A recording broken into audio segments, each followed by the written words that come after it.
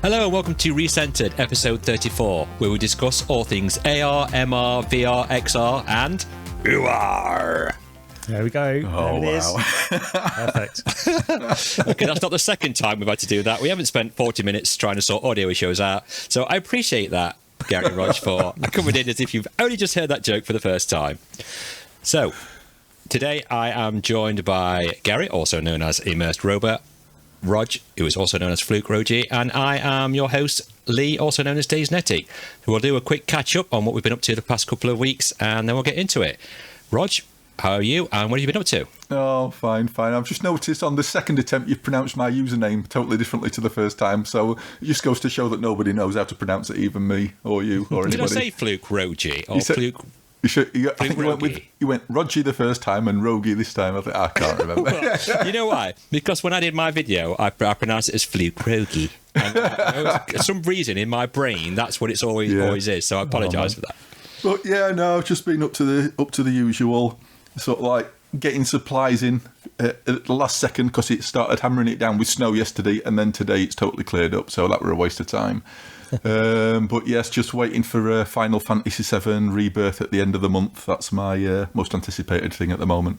I have seen a few people mentioning it on Twitter, getting really excited about it. Yeah. But on the snow front as well, we got like tons of snow without one. Did you get it as well, Gary? Because I know sometimes didn't get anything down here. the stuff weather that me and Rog get. Yeah. And it like put like at least, I don't know, 10, maybe 15 centimetres down. The school phoned up at like 1:30. We're going to have to send your kid home. And I'm like, it's shots at 3 anyway. But they sent her home, and then during the night, because I don't sleep, could you hear it, Rog? It was like torrential rain. And it was absolutely hammering it down. And then next morning, it's all gone. So, yeah, that's our snow for this year, I think, in the UK. Yeah, it's. I should just make its mind up one way or the other. Well, it's either raining or it's storm this, storm that. It's like, oh, which storm is it now that's smashing my fence panels down? Who knows? But yeah. Gary, how have you been and what have you been up to besides popping on microphone issues? Yeah. Well, you know what I've been up to because I've already gone through this once. I've come very close. I'll just say it again. I've come very close to picking up a RTX 4080 Super. I thought about selling my 3080 yet again, and been watching some reviews, some videos, and stuff like that. And I don't know. I just think I'm going to hold off. I'm going to wait till next year and do a proper full PC upgrade. Because if I was going to get that 4080 Super as well, it would just be a direct swap for the 3080. So it wouldn't be like a full system upgrade, which is next year. I think I'm probably about due.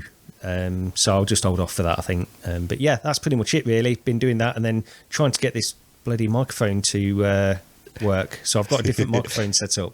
And it was working perfectly as soon as we start recording, things go wrong. So that's what I've been up to. But it does sound good, though. I mean, in my headphones, I don't know what's going to come out across for everybody listening, but yeah, your dulcet tones are coming across rather nice. Oh, thank you. I'm flattered, Lee. So, as for me, not really been up to much. I've been playing a bit of Walkabout Mini Golf, a game that I don't really play that much. And some info, actually, my daughter just passed a driving test like 2 weeks ago. And she's just come back in a new car. She's been to fetch a car today from Warwick. So she just got back about half an hour ago. So I was kind of panicking to make sure she got back before we started the podcast. So she was back home and safe. And yeah, she's got a little Fiat. Is this Fiat 500? You know, the ones that all the hairdressers usually have. And yeah, it's a nice car. So I'm glad she's got that and she's got back nice and safe. But yeah, been playing a few games, playing with Raj that we'll talk about later. But not too much, really. But I guess we should kind of get into what we have been playing. Nice little segue there. I believe Raj has been playing Border Bots VR, right? Yeah.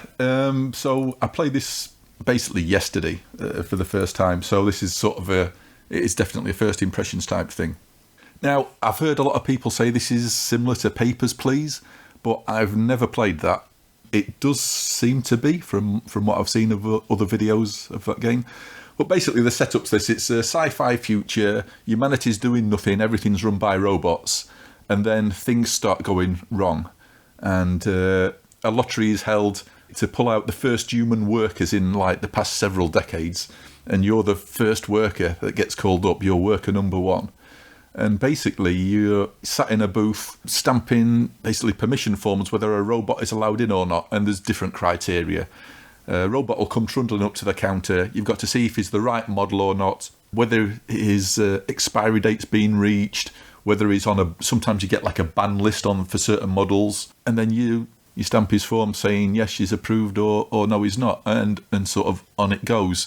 Now, as the days progress, this sort of gets a lot more complicated, because to start with, it's basically, is he the right model and is he in date? Then you get, what else is there? You get a list of certain things, what might be banned, certain models or whatever. Then you get like weight limits that come in. Is he smuggling anything in? Is there like any contraband? Then there's manufacturer's badges, and are they the right manufacturer badges, or are they like fake ones? So it keeps layering stuff day on day. It layers stuff on top of the previous days, so there's more and more to think about. So you've got to start organising yourself into a routine of what to check, how fast you can check it, and so on. And it goes along like that. Now, there is a story. There's probably more of a story there than I was actually expecting, because what happens is, obviously, things have gone wrong to the point that they've now employed some human workers to sort this out. Although one thing did confuse me, because when you stamp yes or no onto the form, if you get it right, you get some credits you can spend on stuff, on collectibles or whatever, different gloves, what you're wearing and things. And if you get it wrong, it tells you got it wrong. So if it knows whether this robot's is legible to actually enter the place or not. I don't know why it actually needs you there, but then again, I guess that's that's just video game logic for you. Yeah, I do understand what you mean. Yeah. So the story keeps going on, and things start happening in the fact that robots have started getting an unauthorized or unexpected update pushed to them. So there's a thing there of what's actually happening in the background. So things sort of start out nice and sort of everything's fine, robots are doing everything, and things start to get a little bit darker from then on. And that's all I've played of it, really. It's the beginning of the game is, I would say, it's a little bit too slow. It takes a while before you actually get into sort of the game itself. There is a story set up and sort of a tutorial mechanics. Here's how you move. Go and pick that up over there. Bring that to me. Yes, you know how to pick an object up. So it was a little bit annoying from a beginner's basics point of view, but I suppose it needs to be there for people who may be new to VR. And from what I've played of it so far, yeah, it's all right. It's a lot better than I was expecting it was going to be. There seems to be more there, definitely story-wise, than I was actually expecting. I thought it'd just be like, it just keep rolling through day after day after day. But after a day's finished, you go back to your apartment and you get a bit more story. A monitor, you can go to a news section on your console, and a TV comes down, and there's like a stereoscopic news feed. You get more of the story fed to you that way, and it seems decent enough. Again, I can't give it an overall massive review or recommendation really, because I literally played it for the first time yesterday, because of reasons we'll get into shortly. I wanted to cover it now rather than leave it. Yeah, it's okay. I guess if you like Papers, Please, from what I've heard, you're going to like this. The presentation's nice enough. There's a few little bits I wish they'd have tidied up where things aren't quite aligned properly, or an animation's not quite as neat as it could be. Apart from that, yeah, it's fine. But it's on PC and Quest, 20 quid on both platforms. I mean, give it a go. You can, if you don't like it, you can refund it on either of them. This is the one that I was looking at, right? I think I maybe mentioned the trailer of it a couple of episodes ago, something like that. Yeah. And I know I was watching PD's video and I was like, I don't know if this is my thing, but if you say it takes time, I mean, it's just like a slow burner, isn't it? It takes time to get going, then maybe I will give it a check. Yeah. I would like to sort of go back in just to see what the story's about, because it has set something up there. It's another one by Team 17 as well, isn't it? So they're sort of doing bits and bobs with VR, definitely. Well, they published it. It's by V-Time Games and Pawprint Games, but it's published by Team 17. I keep saying it, but where's Alien Breed and where's Project X? Cough, cough. Yeah, they but they did that other one that I played, the radio sort of murder. Yeah. Oh thing. Yes. They are sort of either developing or publishing VR games anyway, it seems, which is good. Yeah, they good seem to be see. sticking with it, yeah. Yeah, definitely. And Gary, you've been playing a bit of Grid Legends. Yeah, so I finally picked this up. Rog, you picked this up at launch, I think, didn't you? Yeah, originally. And so I We didn't have the best launch, right? To put it out, they Well, didn't have the best launch ever. I think, Rog, you were saying like that. I mean, in terms of launching, it was the graphics, wasn't it? Really, but the gameplay wise, there were people even at launch like you, Rog, that had a great time with it. Yeah. Just for the gameplay, and I can definitely see that. I was interested after I heard you talk about it, Rog. I was interested, but I knew I couldn't get past that the low res, which I heard everywhere. And when I first went into this on the Quest 3. You have to sort of go straight into a little, I guess it's like an introduction, not really a tutorial. You're just sort of driving around a track. You don't get any menu or anything like that. You're straight in. And it defaults at the standard resolution, which is about 75% resolution, apparently. So you do that little lap and then you go into the menu. But with the Quest 3, they've got some options in there now where you can up the resolution to 125% and change the refresh rate as well. And I know you've tried this as well, Rog. But to me, that makes all the difference because although it still looks rubbish, I mean, I've got to say, like the assets and stuff like that, it's not like a high quality PC racer or anything like that in terms of how it looks, but it is in how it plays. It's like it feels like a really good high quality racer, and that just takes. I mean, as long as it's sharp, I can get over all the other graphical flaws in it, quite honestly, and just enjoy the game. That resolution, that low resolution was the thing that was putting me off, but now you've got these options. It's fantastic. This is an absolutely brilliant game. I'd highly recommend people pick this up that want a decent quality racer on the Quest. If you've got a Quest 3, ramp up that super sampling up to 125%, and then I've changed it to about 80 hertz. So you're running at 45 frames per second. It's always reprojected no matter what. But as we've discussed in the past with things like GT7, reprojection doesn't bother me as much on racers just because of that the differences in lateral movement. If you look to your side, you can see it. But generally, if you're looking straight ahead and just racing, it's not hugely noticeable. Yeah, So, I will say on the reprojection on this is one of the best examples of half frame rate reprojection I have ever seen. It does handle it so well. The reprojection is, for me, is less noticeable on this than it is on, say, like Gran Turismo 7, and this is doing it at a lower frame rate, which is sort of crazy. Oculus or Meta have just got the best tech when it comes to that sort of thing. I still think it shouldn't be a thing that's being used to actually get games running, but this is one of the best examples of it. It's just a shame that the graphics really aren't very good. I don't think it looks too bad. Looking at the cars and things like that, if you're watching on a YouTube video, it looks pretty decent. I can see the low-res poly stuff here and there on the sides and that. But when you're racing the game, you're actually playing it. You're not looking at that stuff anyway. It's only because we're looking at it watching the video. You're not, and it feels like a good quality racer. This is the thing. I think if you just saw a screenshot of it, you'd think, oh, I know how this is going to play. The handling's not going to be quite there and stuff. But it really is. It's the full PC game, isn't it, Rob, basically? So, I can't fault it for the actual gameplay at all. And this is the thing. It's the gameplay absolutely trumps the graphics. There's no doubt about it. And there's loads of variation as well. You've got loads of different cars in there, loads of different tracks.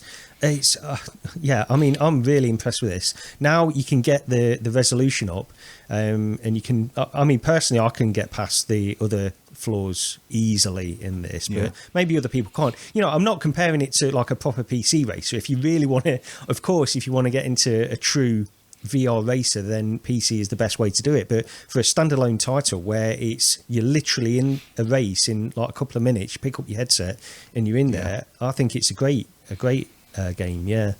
There is one thing to mention, because I did actually go onto the store. I thought I'll have a look, see how people are sort of, how they've received this more recently, and there's a lot of people moaning. Some of them are for absolutely stupid, and I'd go as far to say moronic reasons. Like, you can't use a steering wheel with it. Well, I mean, it's a Quest. What did you expect? Seriously, that is just stupidity. However, there are a lot of people saying that the online doesn't work anymore, the online racing mode. Oh, really? A lot of people, to the point that, hang on a minute, this isn't just one person. This is a lot of people saying this hasn't worked for weeks. Wonder if they've taken the servers down then. I don't know, and it was too late before we started to actually jump in and try it. Yeah, we'll try it though, Rog. I'm Yeah. up for that. We'll definitely jump in and give it a Yeah, I give it mean, a I was try. thinking about getting it as well. I'm like, look, it's just not too bad. I'm not the biggest racing fan in the world, but I'll give it a go. I think now if you say if you can't, then I don't know. Yeah. I think you'd love it, Lee, honestly, because it's not a sim based race. It's just fun. Yeah. It's quite honestly, it's just like a fun arcade racer. That's what it is. And I mean, at launch, I played this with Artful and I can't remember who else it was off. I don't know if it was Philo or I can't remember off the Rendered Reality Discord. And we had a good laugh with it. It's just it looks dodgy, but it is a great game. And I know a lot of people hammered this when it launched. And they couldn't get past the graphics. And I think it did it a bit of a disservice because the game itself is really good. I think what they could have done, just to finish off, I think that the other thing is it feels a little bit like if they'd have put in a little bit of extra work in terms of cutting back on some extraneous things that are not important, they could have probably increased the graphics in areas where you're going to notice it a bit more. It's like, for example, you go around on certain tracks and you just think you've got these fireworks going off in the distance and certain things like background stuff happening, which is not really important to the game. You just think, how would it run if they'd have made the decision to cut back on that kind of stuff and just focus more on the track level detail rather than all these backgrounds and stuff. Maybe it wouldn't have made a difference, but just a thought that... Saying that, the nighttime levels, when it's raining, actually look pretty decent, but maybe the darkness is hiding a lot of the graphical sins in that case. Yeah, the snow as well. I don't think this looks bad at all. I'm watching on the video now the ones where you're in like 4x4s. Oh, yeah. And that looks pretty cool. You've got the Eiffel Tower in the background. You've got all the flags knocking about. You've got trees, you've got buildings. It's one of those games that once you're in the headset, obviously everything's magnified in scale. And you notice the flaws a lot more. Yeah. But just to reiterate... sampling, though. Yeah, sorry, go on, Gary. No, well, just to reiterate, it's the fact that it's sharp now, like once you get it up to that 125%. And again, just having the option to change the refresh rate, change the resolution scaling, you can adjust it to how you want to play it. And I think it makes a big difference. It's the fact that it was low resolution and you had these poor assets as well that put me off. And maybe I could have got over it like you, Rog, honestly, and just enjoyed it for the game, because now I'm playing it. I think it feels really good. It feels really good to play. So, yeah, good one.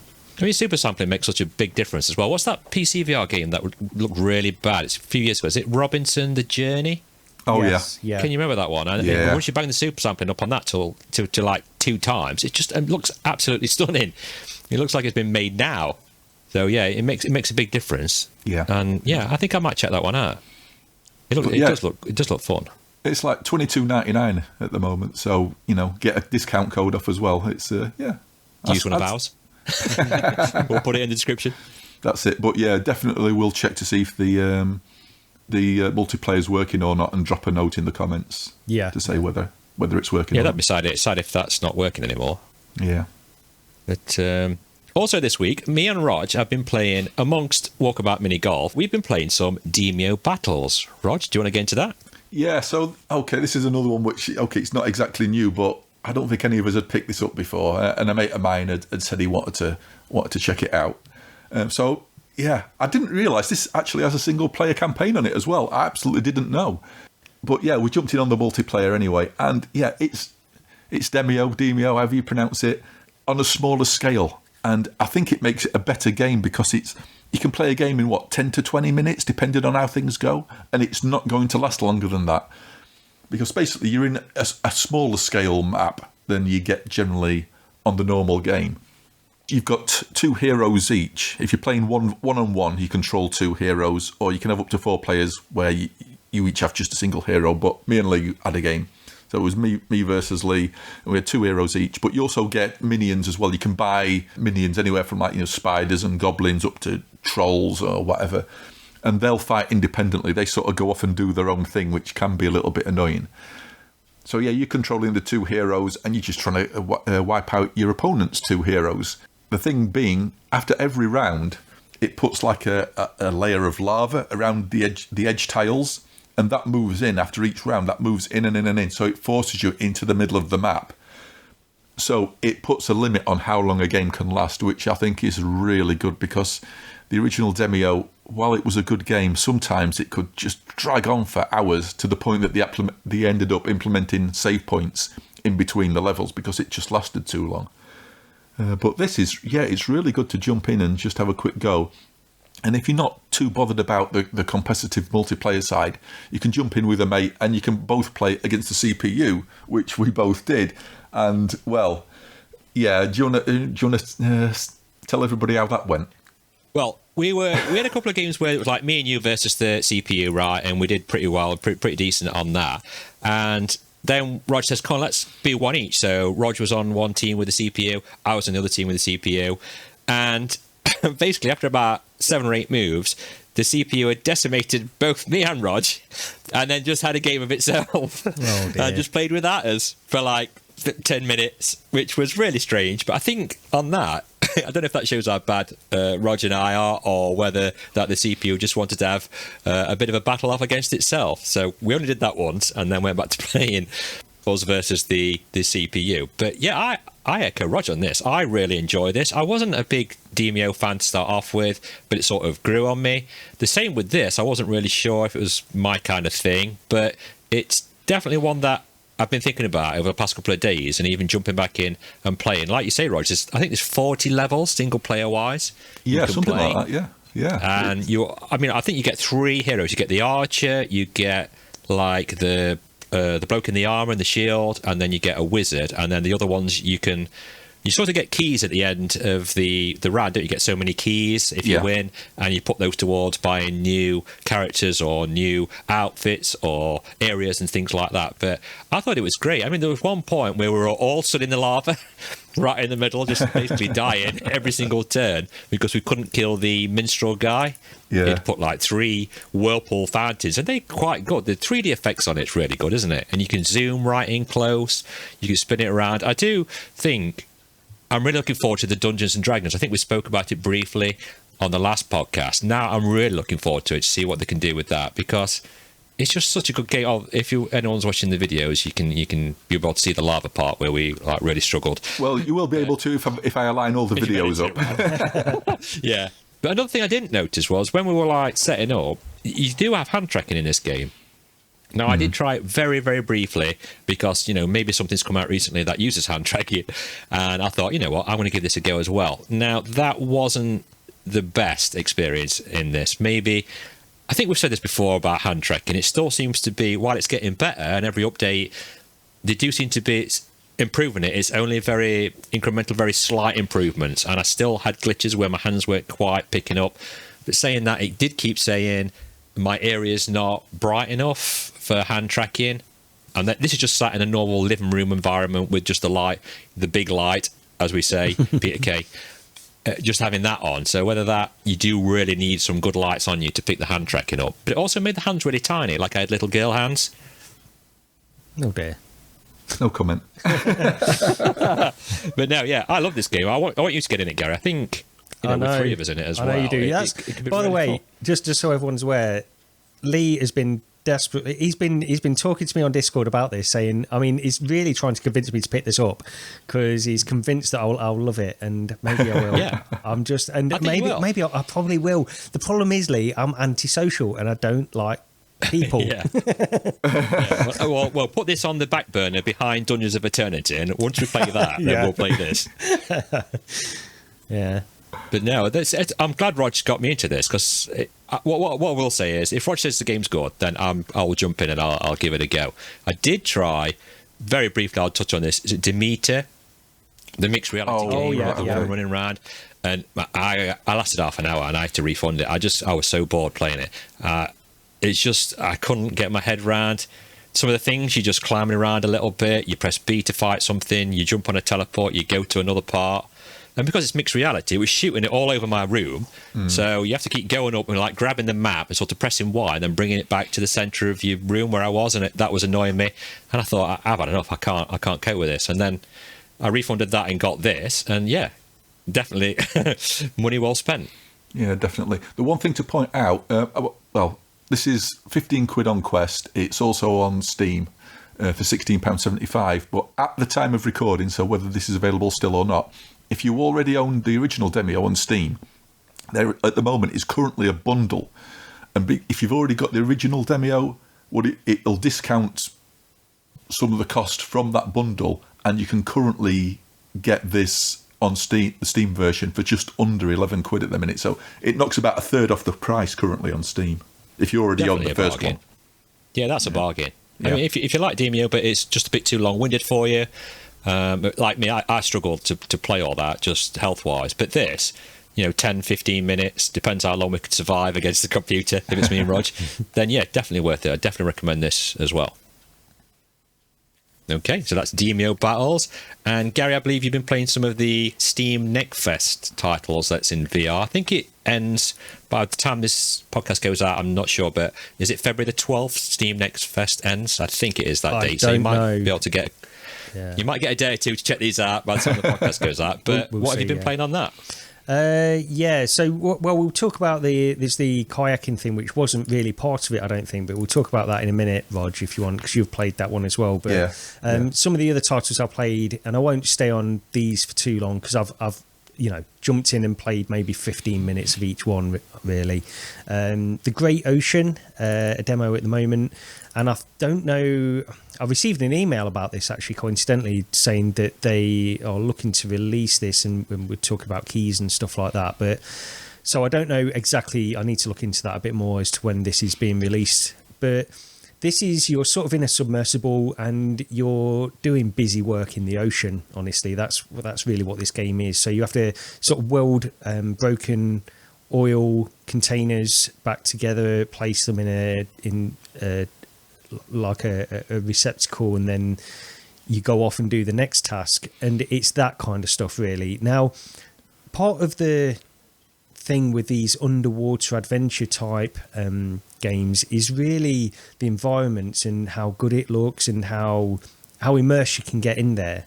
And I think this looks good. I'm not saying it looks bad or anything like that. And I think actually, like the submersible that you're in this thing with arms that you can reach out, and you have different tools that you can manipulate objects within the ocean. I think it looks good enough. I do think it's not. I'll always compare stuff to things like Subnautica and stuff, which looked great, and this one doesn't. It just doesn't appeal on that same level in terms of how it looks. I think it looks good enough, but the water, for example, like you look up at the surface level, and it just doesn't look as good, and you can't sort of breach the surface either. You sort of hit a invisible wall if you try to go too high. But it's really, from the demo anyway, it's more or less like busy work. You're just doing these little tasks where you're picking things up, you're cleaning up rubbish, moving things around. That's all it's really given me at the moment. So I don't know if it expands beyond that. But and one thing I'll say about all of these titles that I'm going to talk about, I'm only, I'll touch on 3, but they all perform badly.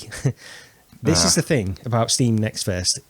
I think I'm probably done unless something really, really jumps out at me in the future, because these are all titles which I just feel are being shown too early. They've not got to a polished state where you can really make any kind of judgment on them. And that's the issue. All of these performed badly, and they're not really pushing the limits of what, a PC can do or anything like that. So I just think it gets to the point where a developer will often optimize towards the end. At least that's what I've been told when I've read about this stuff. That's how they tend to do it. They'll get the game in, then they'll optimize is one of the last things that they will do. And these don't feel like they've been optimized. And this one, again, it's of course it doesn't help when I'm recording at the same time and these kinds of things. But I'm playing this on the Quest. I'm recording on the Quest. The PC isn't being taxed by the recording or anything. So it's difficult to really give a good opinion on any of these things when they're this early on. But that's the. I think we spoke about it on Discord, right? I don't think we really had a great experience in any of these Next Fest VR demos or what they've got so far, really early alpha builds, apart from Gazla's, which seemed to work pretty well, and that was like the only one that really. But and perhaps that's, like we spoke before, that's why that's stuck in our mind, because it did run pretty well. Yeah, exactly that. It was one that just. It was polished, and you think, I know that's not the stage for what this is really going for, but I honestly think it can sometimes, and we discussed this, it can do more harm than good. for some titles. And if I was a VR developer, I'd really think twice about putting my game on this, unless I was very confident that it had got to a point where people would appreciate it as it is. And you go into this, you go into it with the understanding that these are not finished games. These are things that are in development and they're going to be coming out in the future. But even then, you've still got that thought at the back of your mind, that didn't look great, that didn't run great, I had all these bugs. The problem is, it's regardless of the fact it's an in-development game and we know that, it's still a first impression. Yeah. And those first impressions, you get one shot, don't you? And then that's it. And... yeah, I will say one thing though. I'm surprised you didn't give the head-up display on this a shout-out, because good grief, it looks like it's been wholesale lifted from Elite Dangerous. Oh, has it? I didn't even notice that. Yeah. It does look very... yeah, I can see what you mean with the centre part as well. I mean, I know that's sort of a standard thing these days for like a 3D sort of scanner, look where things are. But even the colour on it is... yeah, that's true, thinking about it. Yeah, that didn't even jump out at me. I didn't notice that at all, yeah. But yeah, the Great Ocean, that is, anyway. So, I don't think it was bad or anything. It would just, it's not something I'll pick up. But I think being in those kinds of locations might appeal to people. And if you just like a little bit of busy work, well, I don't know. I don't know how far the game goes with that kind of stuff. So, yeah. Just quickly then, Blackforge. This is one which has had a little bit of coverage on Upload as well. I noticed that they put an article out on this one. This is like a blacksmith kind of game. You pick up these envelopes from people around the village. You get visited by this merchant who will bring you these tasks to do for people in the village, and you just have to make stuff. And from the demo, the part that I played so far, I'm basically just sort of carving down wood to create handles for stuff, like a spear and things like that. And again, didn't perform particularly good. I was in sort of reprojection. And the other thing with some of these games is, well, you don't really get access to any settings where you can change stuff to make it run any better. So I think once again, this is honestly, I think this would appeal to some people, because there's a lot of different stuff within your little hut that you live in. And at the moment, where I've played literally sort of 15, 20, well, I think I spent probably about half an hour in this one. You on certain parts of it where you're, like I say, carving wood, but eventually, of course, you'll go onto these other work surfaces, these work areas where you can do different things as well. So I think it mixes it up enough. It's a basic blacksmith game. I think, quite honestly, you know what you're going to get from this one. And I think, is this coming out on Quest as well? I think this might be coming out on Quest anyway, which I don't know. Is probably a more suitable platform for it. Yeah, I was thinking that. It definitely looks like type of Quest game that would do well. Yeah. It's kind of in the vein of Powerwash Simulator. I don't know if this would appeal more to me than that, because I can go out and power wash my car. Do you know what I mean? That doesn't really... but I'm definitely not going to become a blacksmith by any means of the imagination. So maybe making tools and building things for the villagers and things like that. There's an incredible amount of wastage going off there to make a simple wooden pole. Well, that's the thing. It's like you've got... as well. I was a bit disappointed because I was trying to carve this spear, which I thought, I'm going to make this absolutely a work of art. The problem is you carve it too thin and eventually it just sort of explodes and disappears in front of you. So I had to go and get another bit of log then to start again. But yeah, of course, I mean the gameplay is going to expand. You're going to have different stuff to make. You're going to actually get into true blacksmith kind of work, I would imagine, as well later on, which... there's something there. Again, it's just not for me. I've gone into these just to try them to give some impressions, but it's not really something I'm that interested in, honestly. And the last one, Farcaster. Now this, actually, very basic game, on-rail shooter, but I had fun with it, albeit fun where I quickly realised I'm awful at this game. I don't know if you're going to... I recorded the video, which Roger's probably going to show, and you can see... I just can't get past this certain point. It's just that it starts off very easy, but it quickly gets to a point where it ramps up so rapidly that I don't know how I can even get past this point, because you've got bullets firing at you from all angles, and you've got to shoot these enemies while dodging and ducking out the way of these projectiles, which I actually like. I really like that gameplay. It's a bit like Gazlers, it's the opposite of Gazlers. Rather than moving away, you're sort of going into the screen. But yeah, I think it was fun for what it is. It's non-rails, arcade arcade shooter, and it was fun. It was just ramped up very quickly in terms of difficulty. So maybe I need to get good at that one. But yeah, it looks nice. Yeah, it's kind of got that like Windlands 2 kind of aesthetic to it, but obviously more detailed than that. I like the look of this. That's one of the things. It's got like this almost like polygonal kind of look to it in certain aspects, but then the enemies almost look like they've been taken from an asset pack from something else, if you get what I mean. So it doesn't like match that perfectly, except the flying ones. The flying enemies do sort of match perfectly. Dude, you're not doing bad on this video that I'm watching. You doing yourself a bit. I get to a certain point and I can't get past it. And yeah, I had a few attempts at it, and I've had a few attempts since. It's one, like Gazla's really. It's just a non-rail shooter, but it's sort of a little bit addictive as well. So I think there's something here with this one. But again, the performance... Is it one of them where you can like upgrade your ammo and upgrade your weapons? Perhaps you need to buy a shield or something like that. Or yeah, that's one of those like in Gazla's. After every round, you could upgrade your weapons and that, can't you? On that as well. Yeah, I just don't think I got far enough to even see any of that stuff because you've got these two guns, and the way it works, the mechanic works is you just fire these guns until you get this black smoke coming out of the guns. Then you just basically have to chuck them away, and you've got an endless supply seemingly of these guns that you just grab by your waist and to start firing again. So you don't really reload; you just grab some new guns. But yeah, I did find that's the one thing. I felt like I was running out of ammo quicker than I wanted to, and it doesn't highlight it enough where you've run out. Sometimes I'm firing this gun for a few seconds after I've run out of ammo, and I don't even realise I've not got any ammo left in it. Yeah, that'd be a good addition on the guns if they could like sort of holographic display how many bullets you've got or things like that. Yeah, because they do that on a lot of shooters like this, don't they, as well? Yeah, they sort of highlight it in the sense that smoke comes out the end, but when you're looking around rapidly, you can miss that so easily. But yeah, there's something here. Like Gazla's really, it's just like an arcadey type shooter which keeps you wanting to go back and try again, I suppose. But yeah, that's pretty much it. Yeah, for the ones that I played, and then Rog and I also played this Whitewater VR Extreme Kayaking Adventure.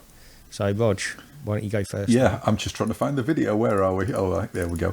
So, yeah, this came out, I think, possibly a few days before the Steam Next Fest. So it's not part of that, but it came out around the same time. And it's just a demo available at the moment.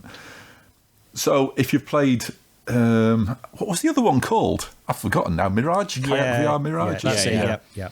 So you went in expecting something like that, and I guess it's, well, I mean, it is a kayak game, isn't it? Yeah. But the first thing that sort of hit me was the controls, and that it doesn't control as well as Mirage did. This is, I don't know, I kept finding myself getting pushed over to the side for what appeared to be no reason whatsoever sometimes. I know the river's flowing and working its way around everything, but sometimes I just find myself getting pushed into one side of the landscape, and the control just didn't feel as natural as Mirage. You can't do like I don't know what the move would be called, but it's almost like a handbrake turn in Mirage where you sort of put the paddle into the water and hold it there. Yeah. And obviously the pressure of the water there sort of makes you spin around, almost like a handbrake turn in the river. And that doesn't work here. You've literally got to pedal the opposite sort of direction if you want to do something like that. But it's a demo, and it's fine. It looks nice enough. It kind of looks nicer on the video, I think, than it does in the headset, which I don't know what it is. The textures just seem a little bit sort of kind of flat.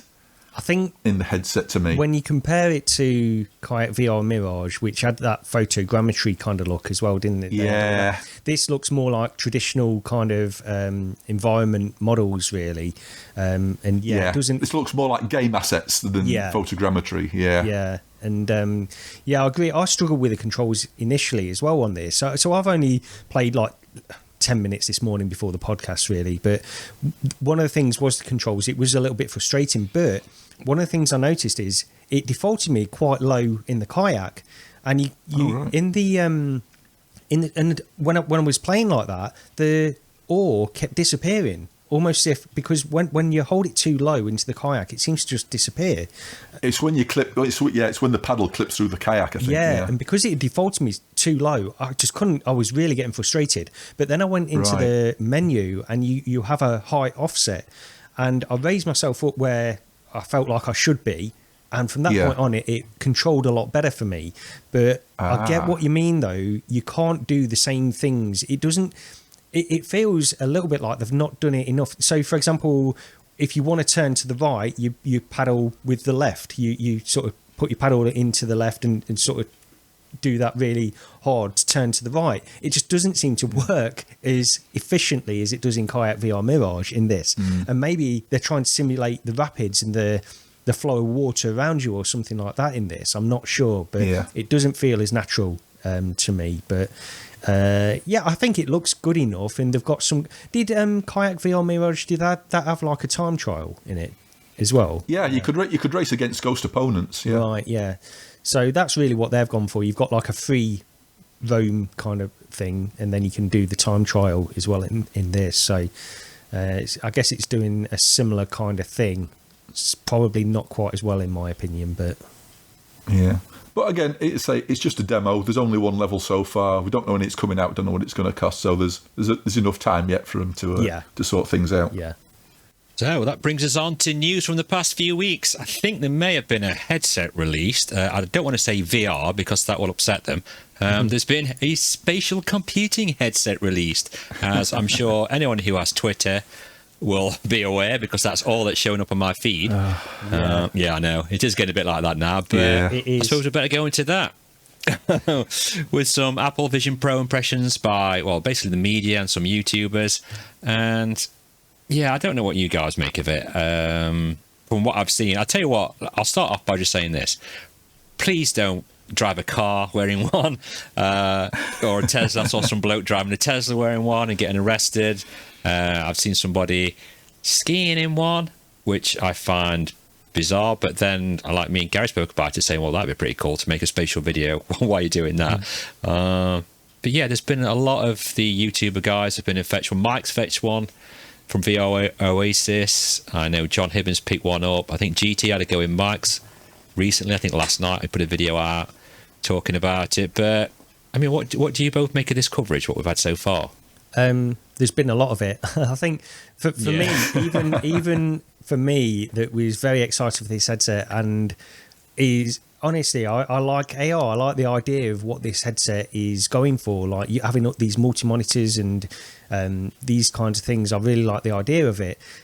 Even for me, it's getting to the point of saturation on Twitter and on YouTube, and I think I'm probably done with this kind of coverage for now, just to see where it goes. I think the one thing that we can all agree on is that Apple have definitely brought awareness, more of a mainstream awareness for VR and AR and spatial computing, whatever they call it. And I guess on the whole, that's a good thing. But as a VR enthusiast, seeing nothing but this, I mean, Ben Lang on Twitter is really... He seems really impressed with the headset, but he's posting about it all the time. Brad Lynch has sold his monitor, his high-end monitor, and is working completely with the Apple Vision Pro now. And we were talking about this yesterday because that's a bold step. I've got to say that's a bold step to make, and I don't think I'd be able to do it until we get down to, because I like the idea of doing that. But with this headset, it's got to be glasses before I would even consider that kind of stuff for me. Yeah. It's at the very least, I think it'd have to be drastically lighter. And I'm talking like maybe half the weight of a Quest 3. It'd have to be in the sort of 200 to 250 sort of gram category. Yeah, at least. So and fully balanced. So, half on the front, half on the back balance-wise. And I think at that point, yes, maybe, but it'd have to be so much more comfortable than anything we've got at the moment. Yeah, I agree. And, he seems pretty confident that he's done the right thing with that, and I think part of it's got to be to recoup some of the cost to the Apple Vision Pro to sell his monitor. But I think he also went into VR chat because there's this ALVR. Because ALVR is open source, which is a streaming thing, sort of akin to virtual desktop, but doesn't tend to work quite as well when I've tried it, honestly. But it's open source, and somebody has made it so that it will work with the Apple Vision Pro. So you can. Brad Lynch has gone into VR chat in it as well. And the good thing is, I mean, one of the things that jumped out to me, and one of the things that I think Quest 3 needs more than anything, is that hand occlusion thing, because that really seems to make a massive difference in the use of just the general use case of it, but also in immersion and how present you are in all of these apps, especially when it's being used for this kind of use case of, virtual monitors and things like that. It's got to make a massive difference. And I really hope that the Quest 3 can get that at some point. It won't work as well as the Apple Vision Pro, but just something like that would be great, I think. Yeah, I mean, it does look really impressive. I mean, some of the things I've seen as well, where it's altering the lighting in different environments that they've got, little things like that. I mean, you think, that's a great idea that they've thought on. I think I sent a message on Discord as well. Is it IVRY? Yeah. The guy that was working on the PSVR 2. He's working on something similar for the Apple Vision Pro now, right? Which is having controllers, probably the index controllers, and having it so you can use Steam VR as well. I saw something about he was having a go at that. So maybe when that comes out, I'd be intrigued to have a look at one, because I've possibly got the chance to go and look at one. But if honest, it's just, I don't know. It's not for me. So the only thing I'd really like to have a look at is how crisp the text is, because everyone keeps banging on about the display, saying how brilliant the text is in it and how good the movies look. But I've still not watched. We spoke about this before, Rog. We've watched bits of things like in the Quest.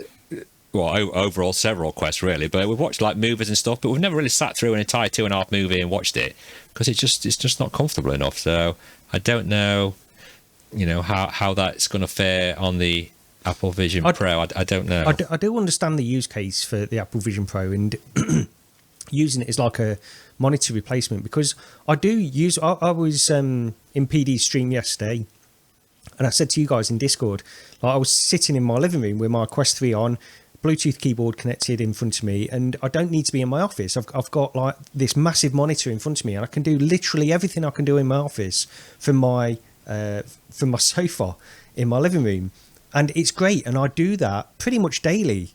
I mean, I'll spend probably an hour just sitting on the sofa, because then I don't need to come into my office to use my PC, and it works great on the Quest 3. And using that in a better capacity on the Vision Pro does appeal to me. Exactly, this is what I'm saying. I'm exactly the kind of person that is actually interested in this kind of use case for this. But the coverage, the level of coverage that we're getting in a minute, even I'm getting exhausted with it. It's getting a bit crazy. I mean, there are some neat looking things on it. One of the things that impressed me was that when you're in an environment, the actual lighting of the environment literally affects the colour of your skin. The lighting changes on you. So if you're in like the bright snowy one, you sort of like, you're lit up. But if you go into like there was a dark, I can't remember if it was like Mars or something, a very orange glow. And the skin tone suddenly went all orange, and it's like, that's really impressive. And again, like you say, Gary, it's that occlusion, the hand occlusion.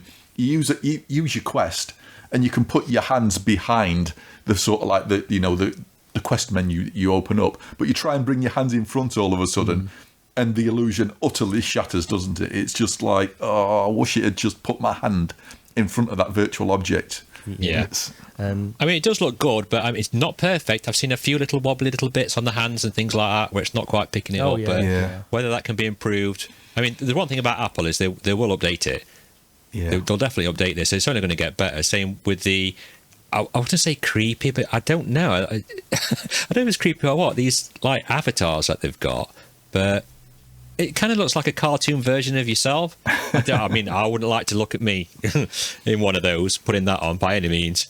Looking worse than what I already do already. I think they're at the point where it's uncanny valley. Yeah, definitely. They just can't quite get past where they need to get past, and that's just the I guess that's where they've just got to get through, and that's where the technology is at the minute. I think, because I see people just laughing at the personas and stuff like that, and I just think this is sort of it's just where we are at the moment, and they're trying to do the best job that they can with the technology as it is today, and it's not good enough. It's not good enough for where we want it to be, but that's just where we are at the moment. So these will improve anyway.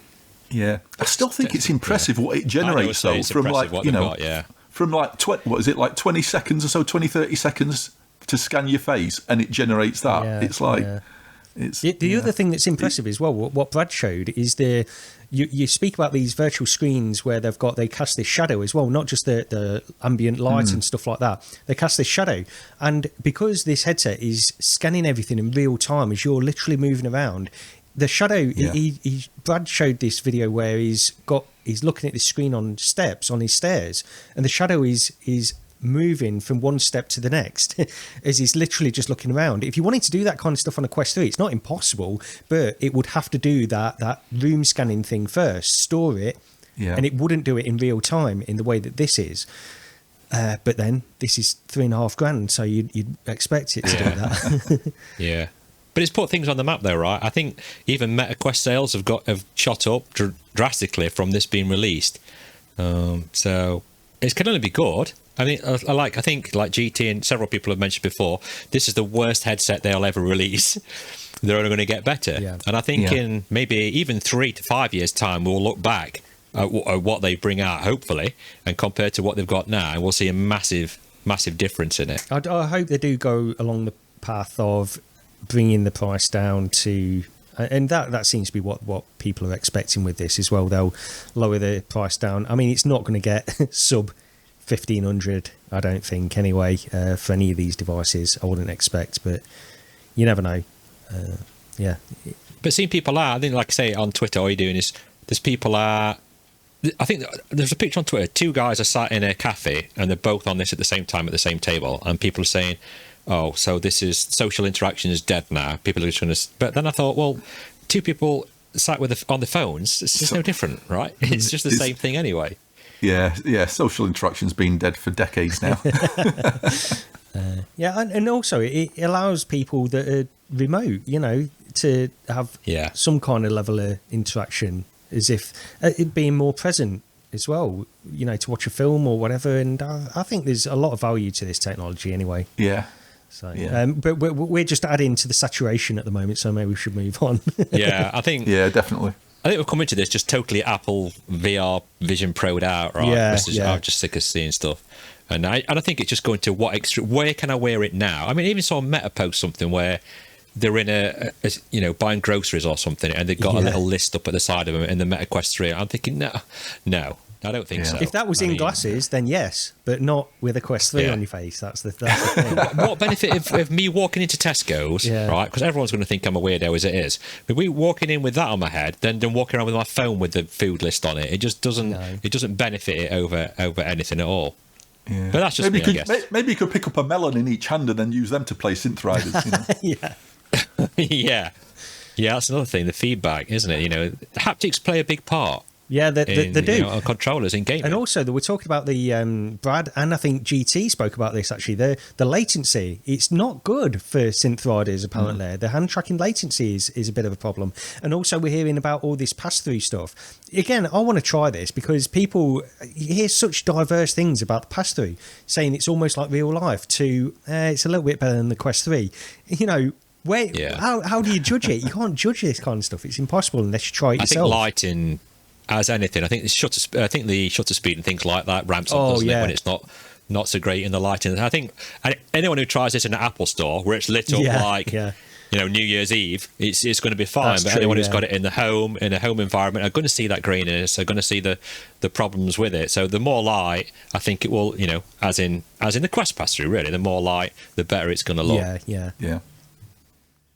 But I mean, I suppose I'll have to try one. I mean, like Mike's got one, so who knows? Maybe I can sneak down to his house and not fanboy enough to try it, and then let you guys know what it's like. Yeah. I'm gonna once we get demos in store in this country, then I'll definitely go and try. When's it supposed to be? It's supposed to be March, right? Is it March? I thought May. I heard May. Well, I think they said by May, but I don't know. I don't know if there's been an official announcement or not. Honestly, I mean, you've got an Apple store near you, right, Gary? Yeah. There's one in Leicester, so yeah. Didn't there's one in Sheffield, right, Rog? I've no idea. I've never been in one. I'm sure it's. I picked the iPad 3 up from Sheffield when that originally came out, and it's one of the very rare things that I own Apple-wise. That's another thing very quickly to mention. If you're in this ecoverse of Apple, having everything at your fingertips, literally, your photos, and everything like that from all across your devices to that one thing, that would appeal to me. But I don't own. I'm not wealthy enough to own Apple stuff. I only have the phone. I've got a phone and a watch, but I've never had a Mac. I've never had a Mac ever. And I think that's where it would really come into its own as well, if you could do all of that stuff. But I don't know, maybe I am in the Apple ecosystem a little bit, but maybe not enough to the point where, I mean, the people that are going to buy this, I would imagine, would have, MacBooks or Mac Pros and stuff like that. I don't know. And heavy into production wise, I can see the benefits of it, but I'm just not in that. I'm not productive in any way, never mind in that sort of regard. But yeah, I can see the benefits of it totally. But we'll see how it evolves over the next 6 months. Hopefully it'll die down a little bit on Twitter and get back to talking about new upcoming games and reprojection and things like that instead. But we'll see. Enough. Next. Yeah. Anyway, on to games. Well, I say news really. This is kind of big news from we saw this on the PSVR 2 gaming showcase that they do, which was Metro Awakenings has been announced.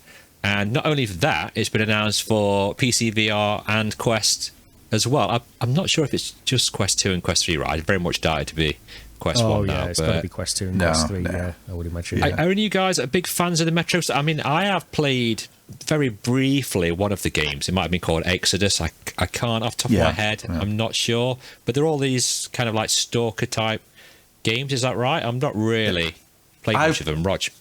I have played the beginning of the very first game probably 3 to 4 times for 20 minutes a time. It's one of those games I started playing and I thought, this is going back quite a long time now, back to probably when it first came out even.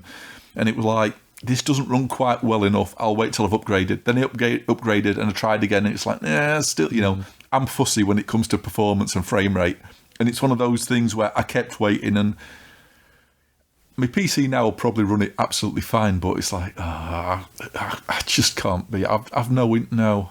It never grabbed me. No. It never really grabbed me. Visually looked amazing, but it was never grabbed me. It never grabbed me, so I've never played any of them really.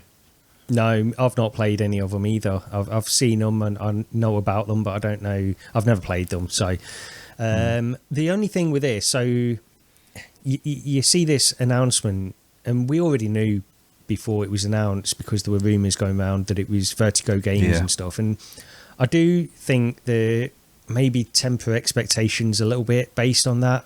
I mean, I don't know. I don't want to be harsh on Vertigo Games. I loved Arizona Sunshine 2. As I've mentioned, I love playing through that. I think it's great, but it's not a AAA Metro game. That's a whole different level.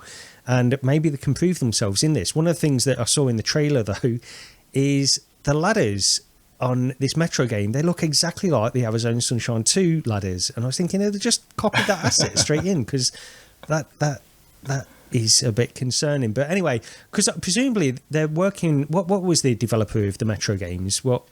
Silver? I can't remember the name of the developer now. But presumably they've got access to all their assets and stuff like that that they can put in there as well.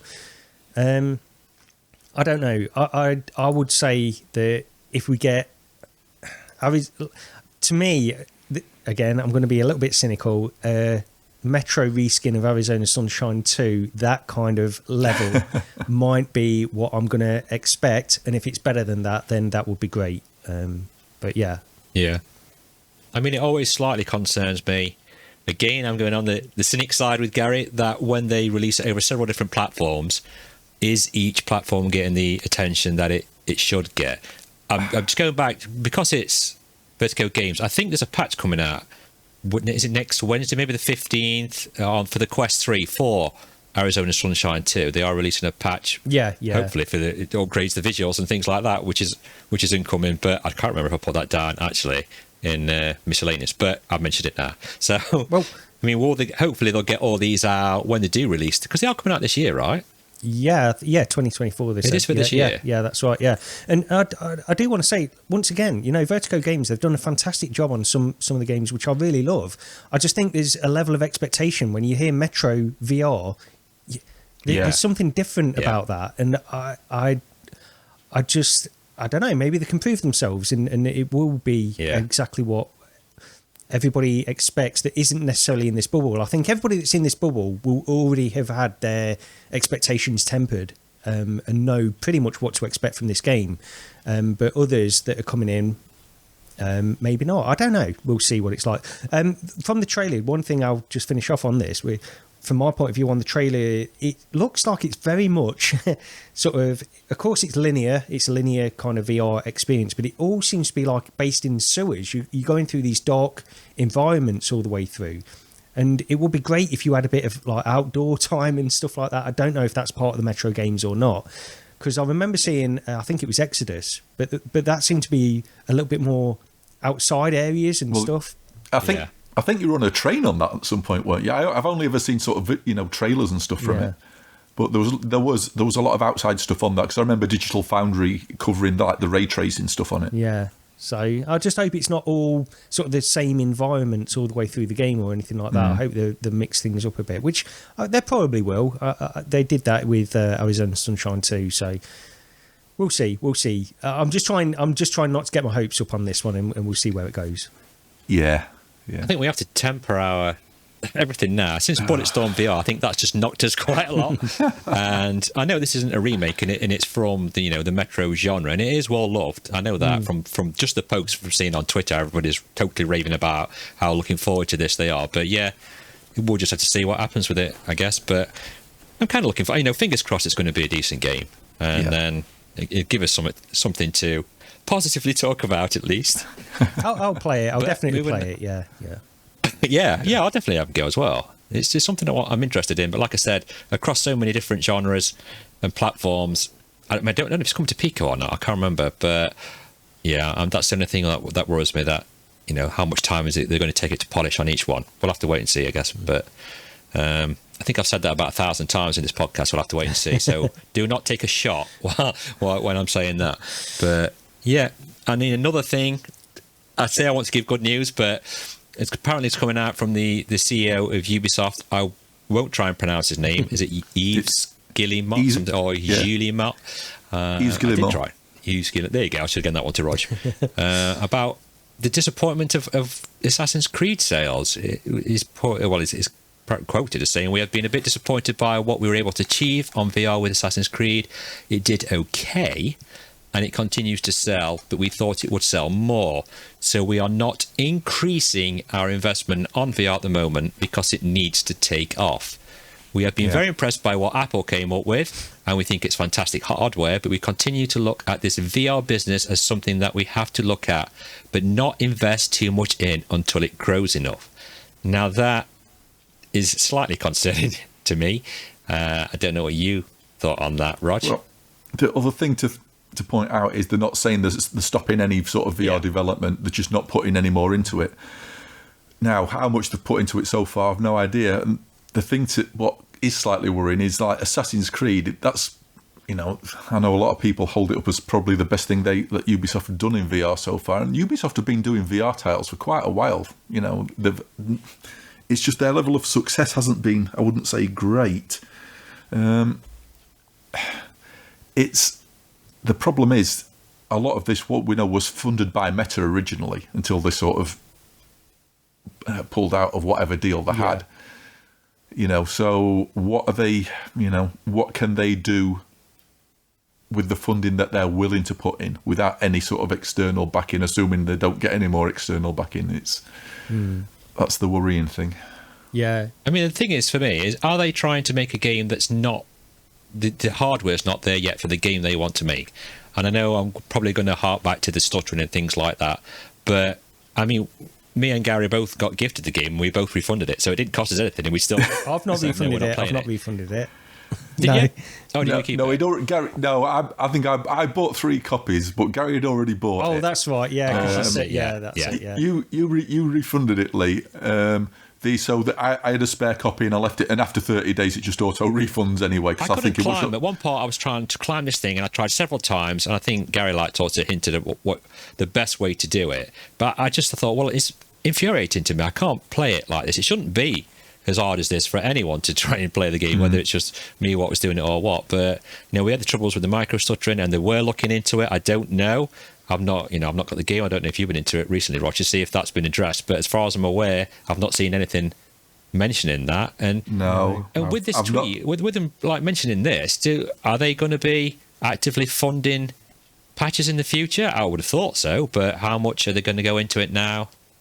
I don't know. It's just a really worrying thing for me to see. And I know like some YouTubers put out that we're all losing his mind, or these VR guys losing their mind over this message from Ubisoft, but I'm not losing my mind as such. But I'm worried. If they're worried, then I'm worried, basically. And I think it has sold like 256,000, something like that at the moment, which I thought was pretty good. But I mean, I don't work at Ubisoft, so I guess not. I think because Ubisoft, they've done the fair few VR games. They've done Star Trek Bridge Crew, Space Junkies, Eagle Flight, and they were there at the beginning, really, with a lot of VR stuff as well.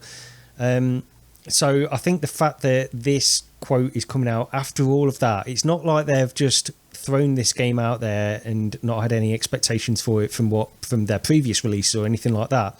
I think they probably thought this one would sell far better based on the fact it's by this big IP, and actually, in my opinion, a good game. Now, the performance issues aside, because that's the one thing that I'll say that I don't like about it, but I do think it's a good game, and they did a good job of getting like a AAA IP into a standalone device, and I do think it's ranks up there if it just performed a little bit better. And also, I would say that most people that probably picked this up or have bought it, I don't see a huge amount of talk about the performance issues. Some people do, but most people just go into the game and don't even mention it. And you think, well, so maybe the performance hasn't actually like damaged sales on the whole. And we also don't know really what his expectations were for this. How much should it have sold? What kind of expectations did this guy have about all of these things? I mean, regardless, you rightly, what you say is they're disappointed, so we're disappointed. It doesn't matter about his expectations. If they're disappointed about it, then that's what it comes down to. That's the bottom line in terms of keeping this developer in making VR games. But I do think that perhaps the expectations might have been a bit higher than were realistic at this time. It's not good news, and it's just another thing, isn't it? Like, we're hearing all of these things about PSVR 2, and you're constantly battling against. I mean, I'm of the opinion like PSVR 2, Sony are not really that positive on their own device. I'm of that opinion, but then I'll get called negative for having that opinion, and then here we are on a platform, Quest, which is sold 20 million plus units, and a AAA IP can't match the expectations what a CEO wanted. It's a problem. It is a problem, and it is concerning, honestly. So And I think it's like you said on Twitter or Discord, it's like they might have sold tens of millions of units, but how many of those tens of millions of units are just sat there playing Gorilla Tag? That's the thing. It's the audience as well. Does the audience of this IP want this? And a lot of people that will get a Quest, like from Christmas and stuff like that, a lot of those are being sold to kids. And my kids come home and they say, "Oh, we want this game called Gorilla Tag." Just think, where have you even heard about that? I mean, how do you even know about Gorilla Tag? But they know about it because it's so incredibly popular. It's bonkers, really. And it bodes badly for the kinds of games that I want, and I guess you guys all want as well. These kinds of more substantial games that are not just climbing a tree and stuff. Yeah. I've heard on more than one occasion as well where a friend said, my sister's actually gone out and bought a Quest, or my neighbour's gone and bought a Quest now, and these people aren't people who are traditional gamers, but they've gone out and bought it because they want the rhythm action games, the music games. They're not bothered about them. They might have heard of Assassin's Creed, but it's not something they want. it's how many casual sort of gamers are picking up a Quest for the first time. Yeah. And it's just not going to go for something, a single player action sort of adventure. This is the problem, isn't it? This is like the we started out on PC VR, and you've got to be, you've got to be an enthusiast. You've got to be really invested in the technology to have a PC first of all, then buy this expensive this headset to pair with it. Now, the downside, I suppose, of getting all these people in by having this standalone device is the fact that you're going to get more casual people in that don't care about this kind of stuff. And it's sort of the problem in mobile gaming. The Quest does feel very much like it's gradually moving slowly towards that mobile phone kind of gaming application, and it's a shame when you've got Ubisoft trying to put this game out there. And maybe their expectations were completely out of whack, but you've got a game like this, which I think is honestly impressive for a Quest. But it's just being generally, I don't want to say ignored. What did you say, Lee? 250,000 units? Was that? Just something like 256,000. That's what the number mooted around. Which is not insignificant for a VR title. Was that the amount that can't? Yeah. That must be sure that's not the actual amount of money they made. Oh dear, yeah. Because it's like definitely be on his side then if that's only the amount of money is made. Because 256,000 copies would seem a lot. It does seem a lot. Yeah, that's what I thought. I'd be chuffed for that, like I said. But obviously they were expecting more. Maybe they've been sold something different or what.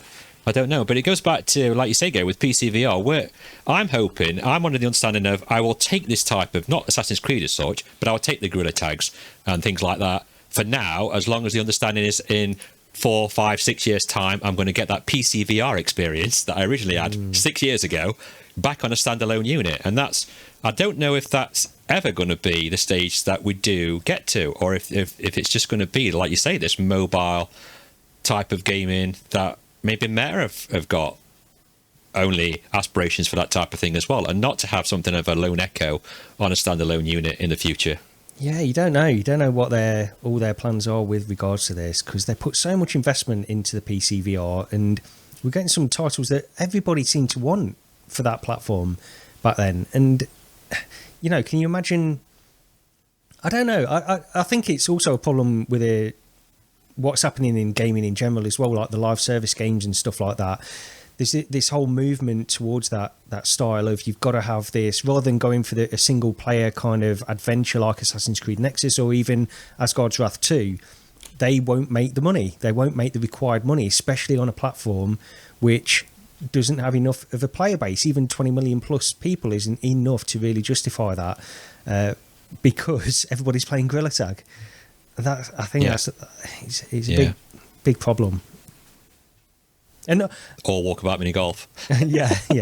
And this is the thing. I mean, I'm commentating on this as like just an enthusiast. I don't know. I'm not a business guy. I don't know any of this stuff really. But it's just we can only comment on it about what we see really, and that's all I'm trying to do. Yeah, because we're trying to push it, right? We want this technology to succeed. Want it to keep going forward, and things like this just worries us when we see CEOs of big game companies coming out with, like you said, they've not said that they're not going to be making any more VR games, they're just not pumping any more money into it, and that's just the concerning thing. But yeah, on a lighter note, perhaps we should discover, okay, we've got some news to tell you. Rog, would you like to start? Right, okay, so I think we've all been talking on Discord about the sort of state of VR and how sort of fed up we get with it sometimes. I think you two probably even more than I have. I know over Christmas, Gary, you wanted like a month off just to step away from it and everything. And it's getting to be an absolute struggle. So we have taken the decision that we will no longer be doing the Recentered podcast every 2 weeks. We're going to go to sort of maybe one a month, because it's just the whole sort of state of VR, I think, is dragging us down a bit. And the other thing is, there's other interests we have, which I'm sure anybody who's listened to this has noticed time and time again. We keep harping on about retro stuff. So we've made the decision that Recentered will be once every month, but there'll still be a podcast every 2 weeks, because what we're going to do, or try to do, is every month as well, we're going to have a retro-based podcast, which no doubt will have a lot of VR crossover in it, given the amount of ways you can play retro gaming stuff in VR. So basically what we'll do is 1 week, a Recentered podcast. 2 weeks later, it'll be Recentered. Thank you for the name, Lee. Yeah. And then 2 weeks after that, back to Recentered. 2 weeks after that, back to the retro one again. So that's the current plan anyway, because at the end of the day, we've always said this, we do it because we like talking about this sort of stuff. We enjoy doing it, but when the content itself is hard to talk about, it's hard to get enthusiastic about it. And I think going to once a month will at least space things out VR-wise, that we might actually have more decent VR stuff to talk about, rather than trying to sort of like, pick over all the bits and pieces that might have been there and try to, make something out of it. Yeah. I don't know if there's anything you guys want to say. No, just on that point, I think we can curate what we play a bit more, and what we talk about in the podcast as well, in terms of news and topics and stuff like that, rather than trying to cover stuff that is new and we're maybe not necessarily as interested in. But I think it will just make for a better show anyway. And I mean, it's not something we've just suddenly decided to do. We have been muting over doing a retro-centered podcast for several months now as well. Yeah. We've just not really found the time to do it. Yeah, I think we've even sort of semi-hinted at it on more than one occasion. But we've never really properly sat down before, have we? Or gone on a call and said, right, are we going to do this? No. That is currently the plan. Then it's just, I think we just want to speak about something that really, it's very close to our hearts, and hopefully maybe people listening or people watching the YouTube or want to come across and just see what we talk about as well, because we definitely will be enthused about that. Not saying we're not enthused about VR, but I mean, I've had like several months maybe now of being a bit, I don't know what's happening with VR, and games not really interesting me, and I've kind of, Gary's caught a bit of that off me.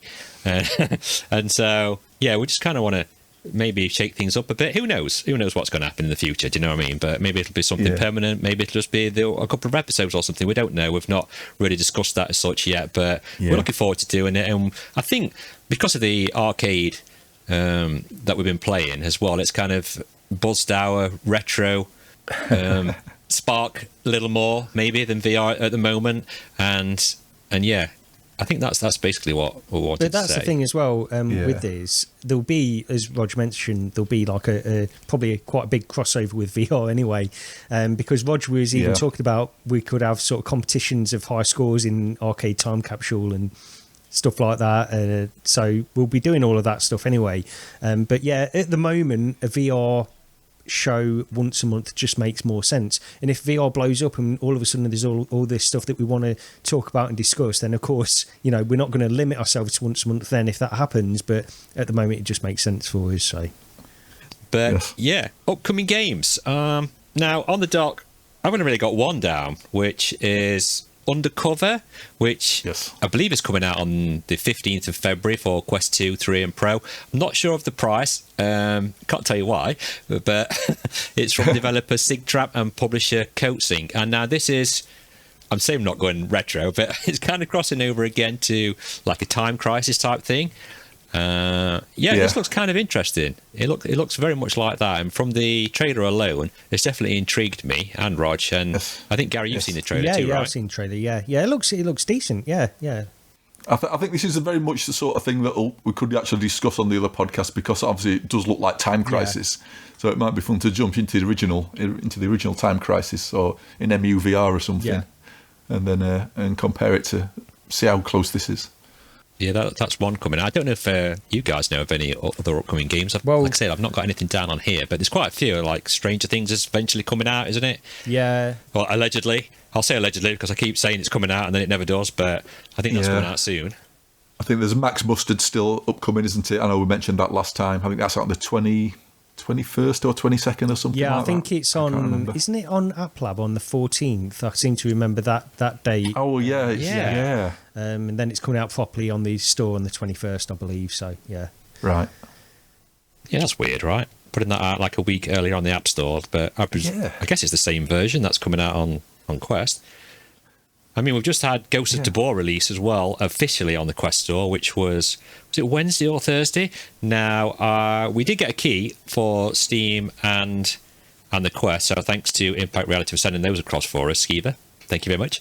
And I was going to try and cover the game this week, but I've only managed to get as far as the tutorial, which I didn't like. So I didn't want to just slam the entire game because I've had a bad experience doing the tutorial. I actually want to play the game now. Game on Scorpio said he's going to jump in with me, and a few other guys maybe. So if I can get into that next week, next time we do the podcast, I hopefully can give a bit more opinionated of what the game's like. Because, I mean, this has got like 500,000 players, right? Or 500,000 people's bought it. Going back to numbers, I mean, I can see why the CEO is perhaps a little disappointed that a game not even on the Metastore has received that many purchases. But it's a realistic shooter. I struggle trying to reload the gun, so it's going to be interesting when I do play it. This is one of those things where it's like it's a game that's probably not aimed at us. Absolutely. I think I've got a feeling that Undercover will be more of our sort of thing than a. I mean, I did say I'd take one for the team and give it a go, and I really struggled with the tutorial. It was making me mad while I was doing the tutorial. Yeah. But, well, between now and the next Recentered, anyway, I'll jump into the PC I think one. I'm going to give it a go as well. Actually, I'm going to give it a try. So it looks nice. I mean, in the PC version, it looks really nice, and even on my system. So on your guys, I think it will be a big difference. That's the thing on the Quest 3. It was a little lacking in some areas, but I'm going to have to go in with random. It's multiplayer only, isn't it? So I've got to go in with random. I think it is, yeah. I don't really know much, but like I say, it's not really our genre game, is it? But no. Yeah, we've only got one Steam key, so it's thinking, The only reason I'm even contemplating this multiplayer game is because so many people really rave about it. So there's got to be something there. Oh yeah. A quick bonus thing, because I know, like, we keep sort of going on about Powerwash Simulator and how it's not our sort of game, and how PD loves it. And I know he's had a bit of a dig at us, but if you like that sort of thing, that's fine. So I did find another game that PD might like, and you would have to put it into virtual desktop on the screen if you want to play it, because it plays exactly the same as Powerwash Simulator. Yeah, it's called Microsoft Paint Simulator, and it plays the same. Look at that. You just move your mouse and and you clean your desktop. How great is that? And it's free, and it's installed in Windows as well. Oh, fantastic. Exactly the same gameplay, and it doesn't cost anything. Wow. Bargain. I mean, can you play it in UEVR, though? Is it UEVR, or is it... No, you don't even need UEVR. You just use virtual desktop. Oh, wow, it's amazing. Yeah, great. Look, same. Exactly the same. I'm sure that'll make his day when he gets to this part. As it's his birthday soon as well. I'm not going to give his actual birthday out, but I may or may not have phoned PD up today wishing him happy birthday, and he went, "Well, it didn't yet." Oh, yeah. So, I got that slightly wrong. So yeah, so that was amusing. This is like the I reckon what the Backseat VR podcast and the Recentered podcast. This is like the rivalry between Blur and Oasis back in the 90s.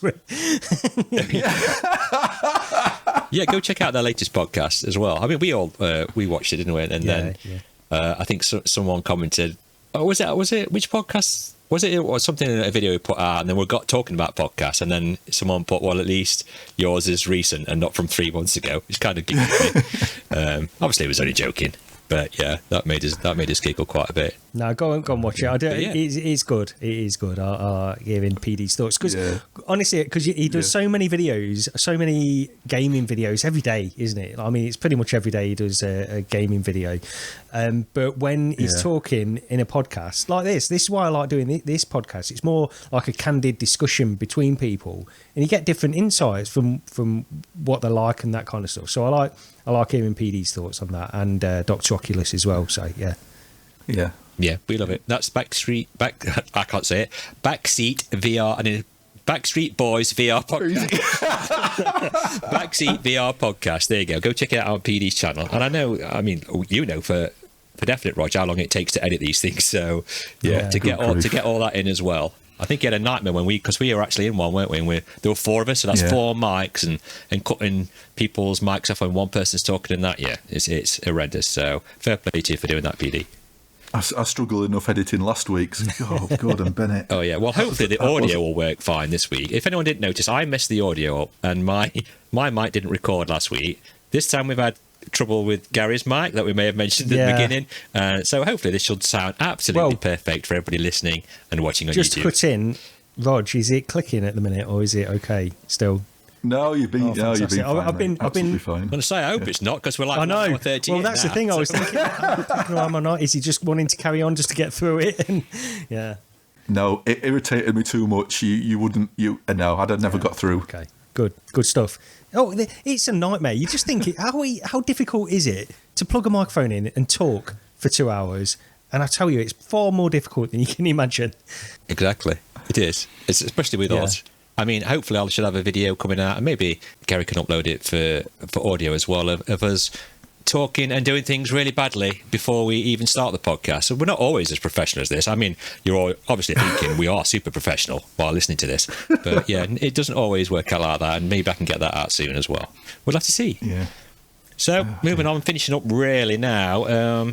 We had a question, didn't we? Well, someone mentioned on the podcast, on the YouTube, and this makes no sense whatsoever. I think I've just lost it now.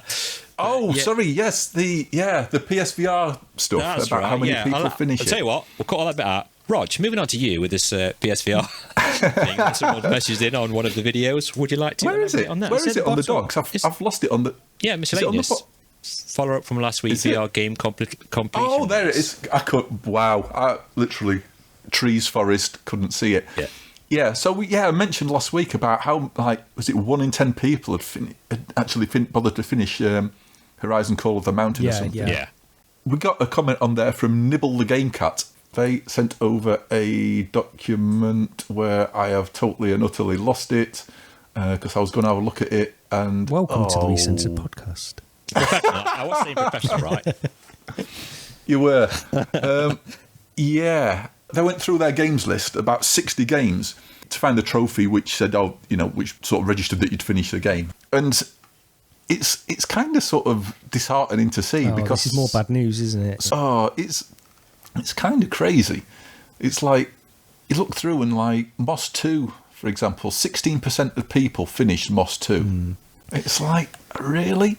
And when you're talking about PSVR 2, you're talking about a headset where, compared to other systems, you've not absolutely flooded with games. So when you get something like Moss 2, I mean, absolutely brilliant game. Or I thought it was anyway, and 16% of people finished it. I mean, how you start that and don't finish it, it's a bit mad. And but I wonder how it compares to flat games in general. Because I bet the thing is, I think I would say that people don't finish flat games, but the reason why PSVR 2 might be different is because you've got the investment of the PS5, then you've purposefully gone out to pick up this piece of extra hardware which costs just as much as the console you're running on, more expensive. Yeah. So you think you're more invested to pick up these games and finish them. So it's probably a bit disheartening from that point of view as well, that people, even with that level of investment, even with all that effort that they've gone through to do this, they're still not finishing these games. Yeah. I mean, like one of the highest ones on there is Resident Evil 4, but that's counting the flat version as well. That's 46.5%. That's high compared to most of the others. The highest one on there is Affected the Manor, which was 49%. But that's sort of like a walk-through sort of experience, which you can finish in very little time at all. This is what we keep hearing, though, about the retention levels of VR headsets and stuff. And you can, I can understand it, to be honest. It's more like I'm an enthusiast, so I'll keep using it. Of course I will. I'm invested in it. But of the people that I've recommended Quests 2, I don't know how many of them are still using it now. They used it for a while, but I don't know if they're not really invested in it. And what does that come down to? Is it because it's a little bit slightly more hassle to play a VR game than it is a flat game? I don't know if that's what it comes down to. Yeah. I mean, Bulletstorm, 7.6%. And I think 7% more people finished it than I expected them to. But, it's a shame. It's a shame, though, right? Because, I mean, we're not having a go at the devs. There's no way I'll have a go at any dev for making any game, but how much work and effort they put into it. I'm sure they put absolutely loads of work and effort into it. It's just not worked out how we wanted for that game at this moment in time. I can see they're still patching it and things like that, and maybe it's something I will want to get back to at some point. Yeah, and about Resident Evil 4 though, just very quickly, I'm sure I saw a tweet out there, so just, hearsay, Your Honour, but it was how many people had bought the Resident Evil 4 remake, and it was a lot. And I think GT actually put a tweet, a message out saying, how many people have enjoyed this experience in VR, and it was 1%. 1% of people who'd actually played it in VR compared to the rest. So it's... If you look at like Synapse as well, which is like, PSVR 2 exclusive, it's like 21% finished. And I mean, okay, it might take you a few attempts, but it's only an hour to get through that game. It might take you a few attempts out, admittedly. It probably took, I don't know, I can't remember how many it took me now. But it's, for an exclusive that was very well received, I don't know, I would have expected more. Yeah. I mean, again, we're not down on VR, right? I think it's mainly that I'm down on me being down at the minute about VR, which is what, we don't want to be like that. We want to be positive. I see posts as well on Reddit about people saying people need to stop being down on it. They need to stop criticising VR and this kind of stuff and the state of it at the moment, because we're not going to get more developers in, and Sony are going to lose faith in it. I don't think that's on us, honestly.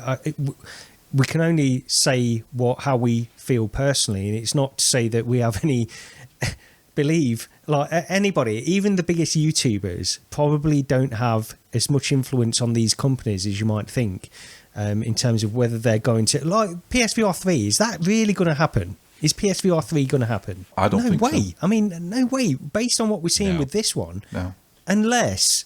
And I think we covered this a few episodes ago. I think you asked the same question, Lee, thinking about it. But unless it comes down to different people being in charge of Sony that are really passionate about it, and I don't think anybody will do that. I think this was this. Oh, I don't want to go over it again. I mean, we're getting there, right? We're getting there. This is the thing. We're getting there. We're slowly, probably more slowly than what we'd hope for. We're slowly getting there. What we don't want is for everyone to go, you know what, it's just not working out. And that's what we do. And that's the thing. We talk about the previous waves of VR. Like you had, I mean, there's really only been one major wave in like the 80s and early 90s of VR.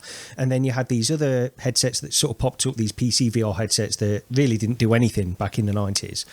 And then we had this wave of VR, and we're all living in this moment where we think, this is the wave which is going to succeed. This is the one. And I was like in 2016, 2017, 2018, I was firmly of the opinion like, this is it, we've broken through, there's no doubt.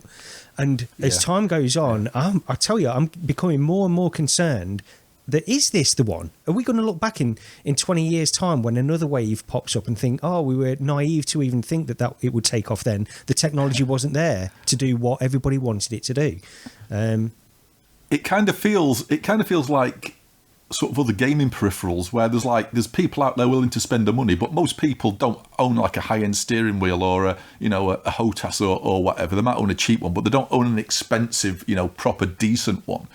But there's the companies out there still make them, and it sort of kind of feels like, is that what it's going to be with VR headsets? Are they just going to be out there sort of on the fringe for the real diehard enthusiasts, rather than a mainstream thing? And I would never have thought that before. I can remember even when I first put the DK1 on, and I thought, this is the very first one of this new generation. And it works. It's good enough to show it works.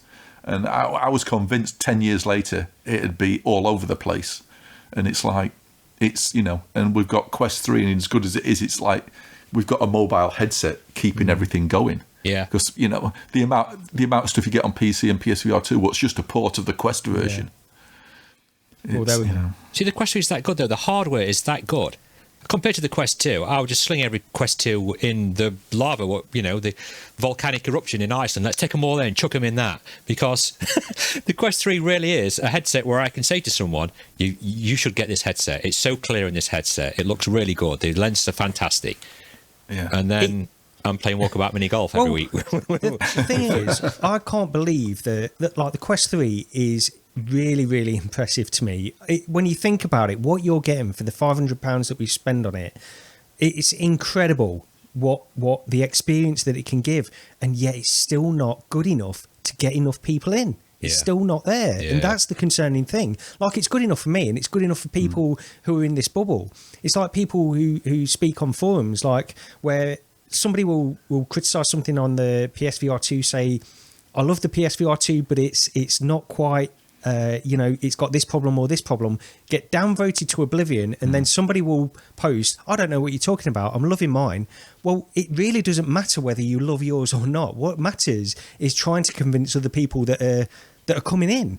And is it good enough to convince people that are not in that bubble yet? And I think that's the problem that we have. Yeah. And actually, do you remember, because I saw Anthony on...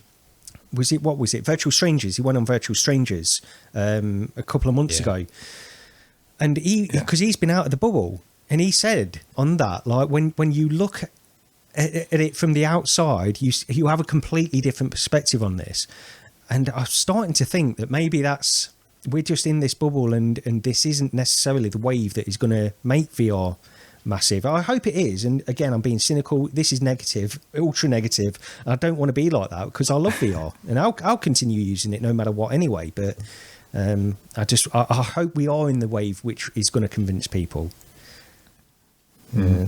What would help if you like and subscribe to the channel, and that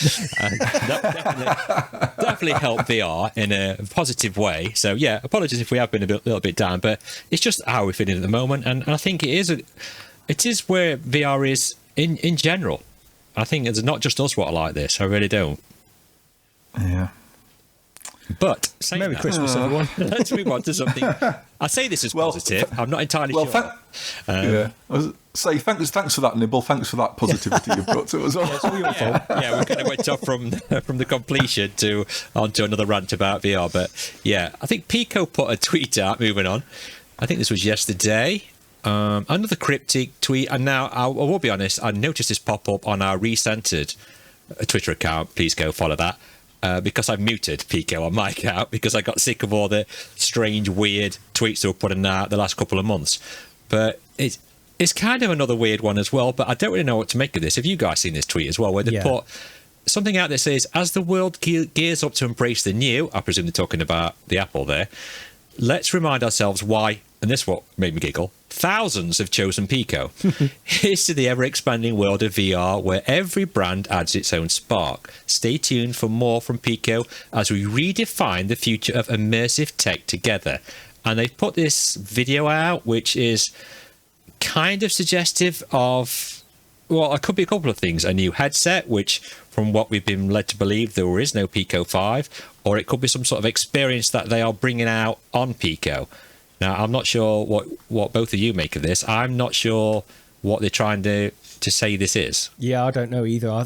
It's very much a tease, and maybe they've got something similar to maybe like a Quest Pro kind of thing that they're trying to push forward, because that's what we heard rumours about with Pico, isn't it? That they're maybe stepping away from the lower end models and just focusing on something higher end. But this seems a bit early to get that out there already. I don't know. This is the thing with Pico.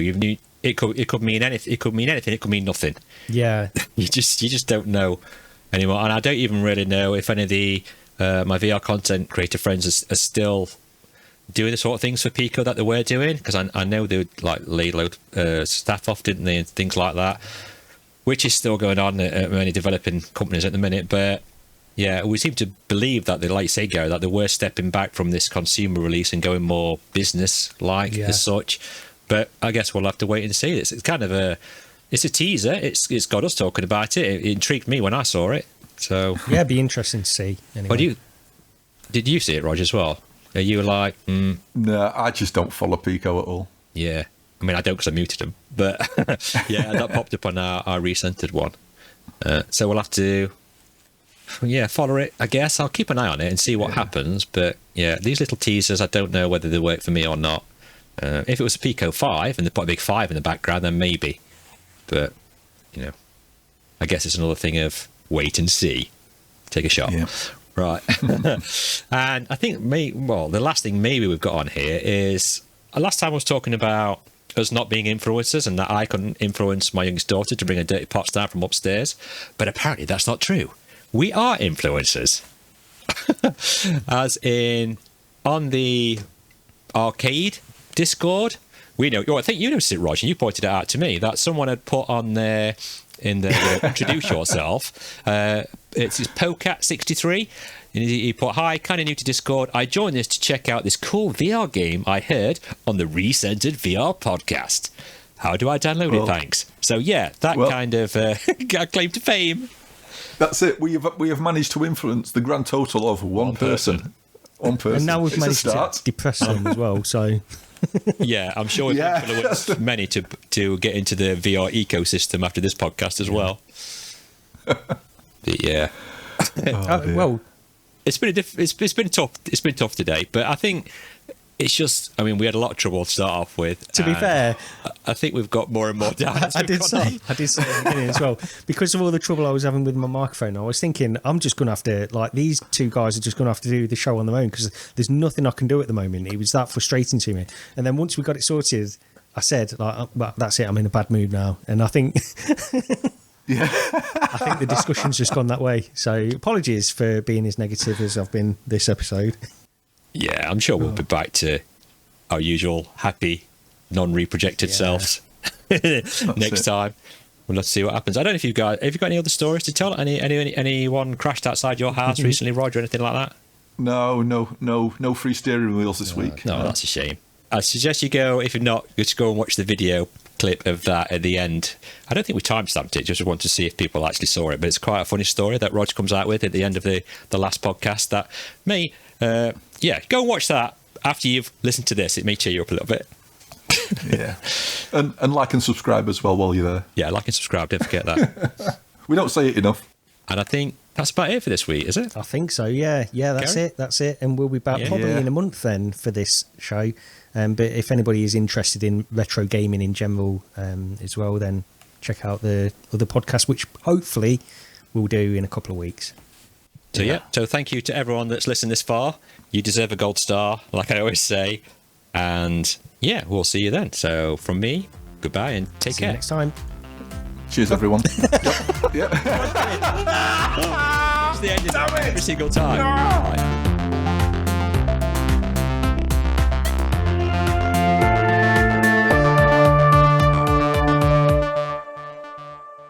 Thing is, I love VR, but if it's shit, then there's not what we can do about it, is there?